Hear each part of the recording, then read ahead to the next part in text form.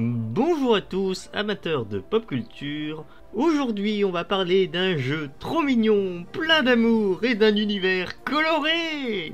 Et attendez, ne fuyez pas, c'est pas juste un jeu pour gamins. Ah, ouais bon zut. Ceux qui resteront auront au moins la décence de regarder jusqu'au bout. N'est-ce pas?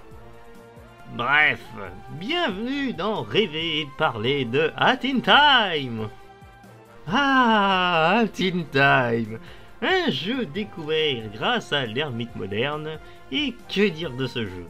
Eh bien, il a été financé par Kickstarter en 2 jours, en doublant la mise, et il rend hommage à presque tous les meilleurs platformers du début de la 3D, Mario 64 étant le plus connu.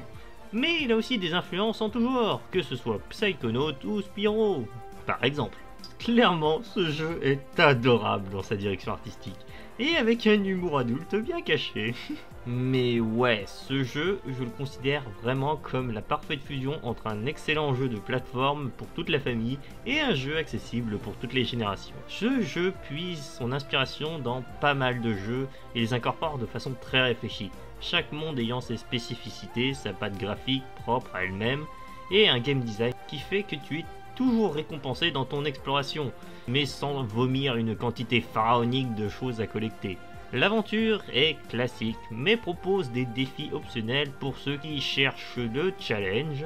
Et croyez-moi, ceux qui disent que ce jeu est trop facile et pour les enfants, il y a des défis dans ce jeu qui sont à la limite de l'exploit tant la difficulté est terrible. Et les défaites venant quasiment toujours du joueur. Et oui, malgré votre rage, ce n'est pas forcément la faute du jeu.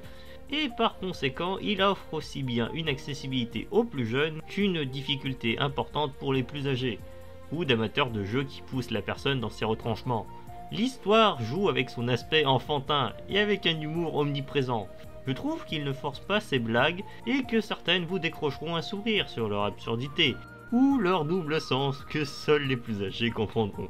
Je tiens à dire que c'est un Metroidvania, par conséquent vous devrez faire certains mondes pour débloquer un pouvoir qui fera avancer dans un autre. Ce qui m'a un peu perturbé lorsque je pensais faire tout un monde d'une traite et qu'à la toute fin je dois aller voir ailleurs car il me manque un pouvoir. Mais franchement je considère ça comme un défaut mineur, voire pas du tout. Et que dire de ces pouvoirs qui sont très sympas à utiliser, et malgré un éventail d'attaques pas non plus forcément fou, eh bien le jeu a le mérite de les exploiter à leur plein potentiel dans de nombreux cas, certains mondes poussant l'utilisation d'un ou des pouvoirs au maximum de façon très fun. Et que dire de la direction artistique qui est juste mémorable, aussi bien dans le design des persos que dans l'ambiance en général.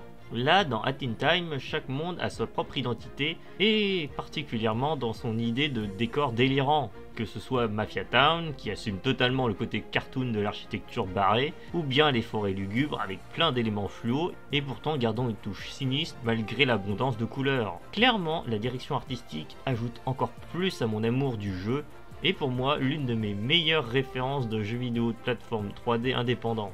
Parce que les jeux indés sont des jeux qui s'inspirent de gros jeux populaires, mais détournent les codes et mélangent de façon tellement bien pensée, malgré leurs limitations. Et les limitations dans Hat in Time, ça se ressent par moments. Mais franchement, je préfère 1000 fois un choix limité en pouvoir et en coût dans un jeu qui prendra ainsi en compte toutes les possibilités de ceux-ci, pour que le joueur les maîtrise au mieux et s'en souvienne de façon beaucoup plus marquante. Plutôt qu'un arsenal gigantesque de pouvoirs et de coups et d'armes dont les 3/4 seront oubliés, mal équilibrés ou avec une difficulté qui est difficile à prendre en main et à ajuster. Mais ce n'est que mon avis. Je comprendrais totalement que certains ne supportent pas les défauts de ce jeu, que ce soit le gameplay ou la direction artistique. C'est comme toutes les œuvres, nos goûts sont influencés par notre vécu.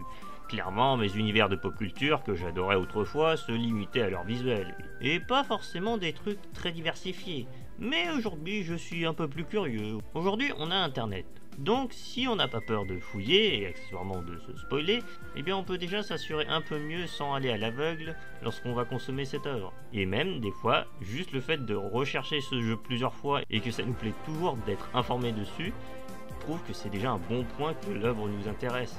Bon, je conçois que Hat in Time ne réinvente pas la roue dans tous ses choix, que ce soit le gameplay, l'histoire et la direction artistique. Mais pour moi, l'apparence de cette roue et la façon dont elle tourne me plaît bien, c'est mes goûts après tout.